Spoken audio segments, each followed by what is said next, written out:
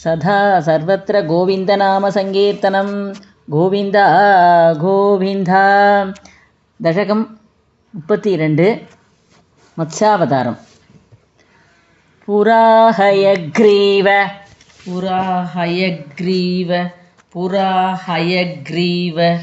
महासुरेण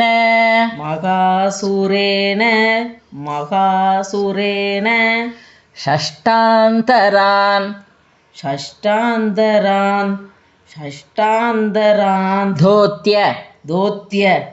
धोत्य तकाण्डकल्पे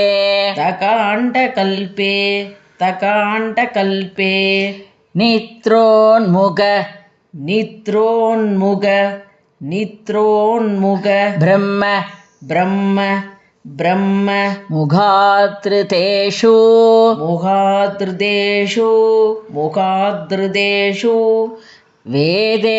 वदित्स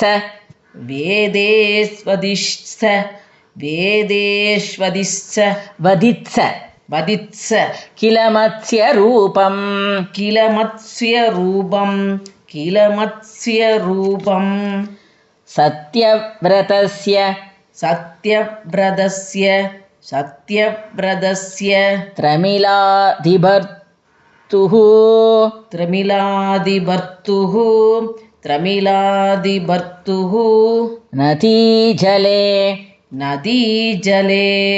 नदीजले तर्पयतस्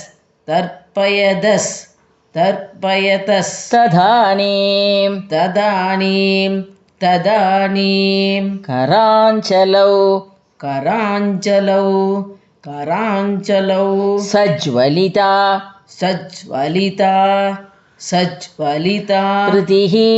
कृतिः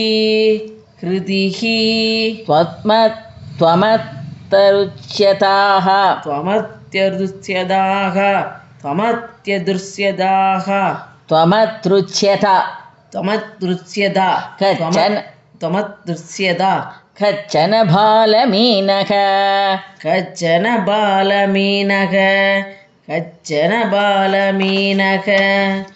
क्षिप्तं जले त्वां चकितं विलोक्य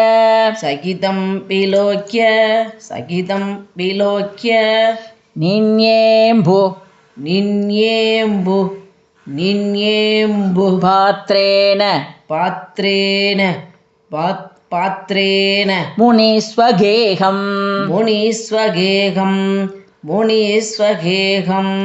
स्वल्पैरहोभि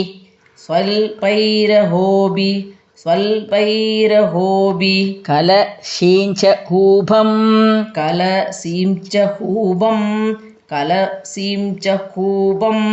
वापीं सरश्चान शिशे विभोत्वं योगप्रभावात्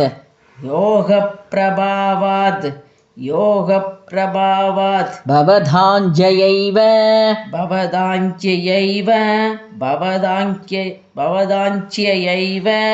नीदस्तदस्त्वं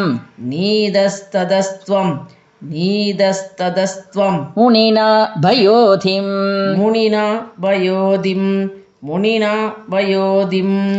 पृष्टो मुना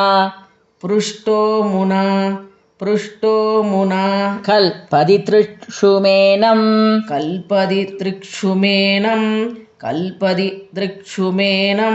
सप्ताहमास्वेति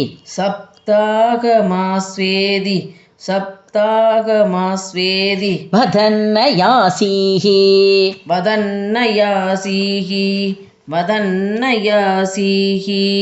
प्राप्ते त्वदुक्ते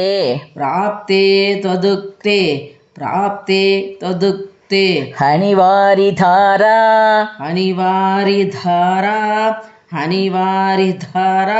परिप्लुते भूमितले मुनीन्द्रः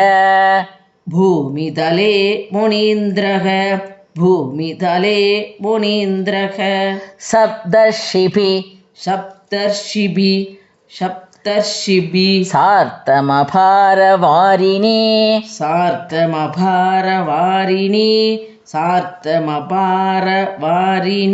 उत्कूर्णमान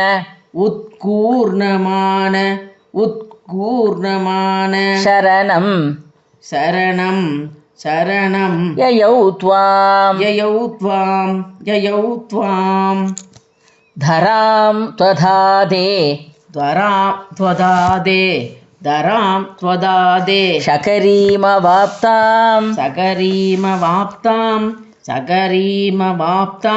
नौरूपिणी मारुरुगुस्तदाते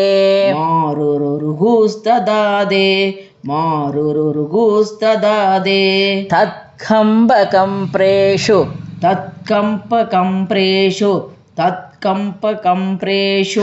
सदेषु तत्कम्पकम्प्रेषु चतेषु भूयः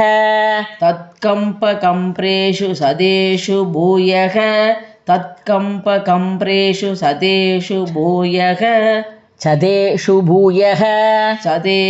भूयः त्वमम्बुधे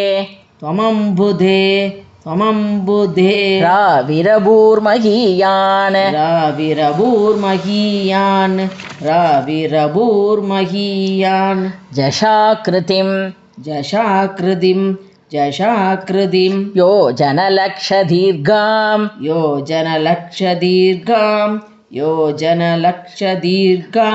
दधानमुच्चैः तरतेजसं त्वां निरीक्ष्य दुष्टा मुनयस्त्वदुक्त्या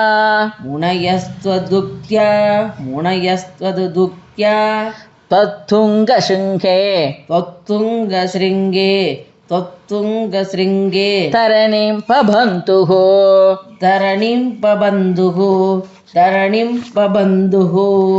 आकृष्टनौगो मुनिमण्डलाय प्रदर्शयन् विश्व जगद्विभागान् संस्तूयमानो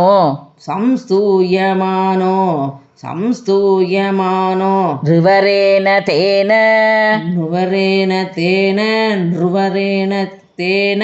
ज्ञानं परञ्चोप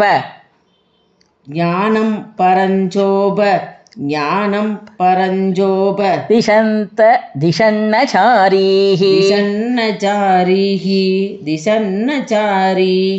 कल्पावधौ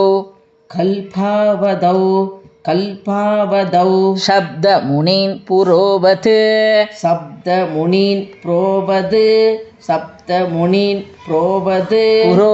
पुरोवत्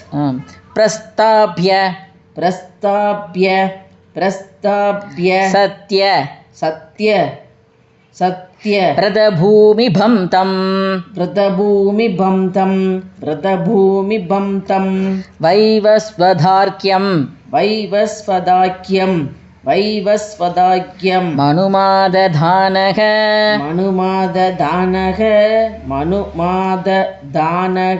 क्रोधाधयग्रीव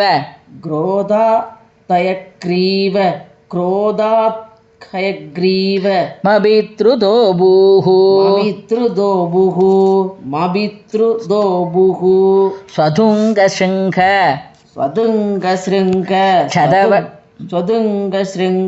चदवक्षसं तं स्वधुङ्गशृङ्ग चदवक्षसं तं स्वदुङ्गशृङ्ग शतवक्षसंदं निभात्य दैत्यं निपात्य दैत्यं निगमान् गृहीत्वा निगमान् गृहीत्वा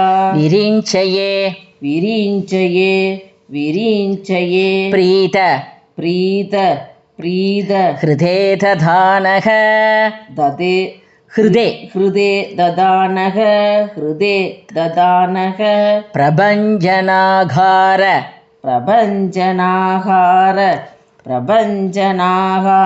पदे प्रभायाः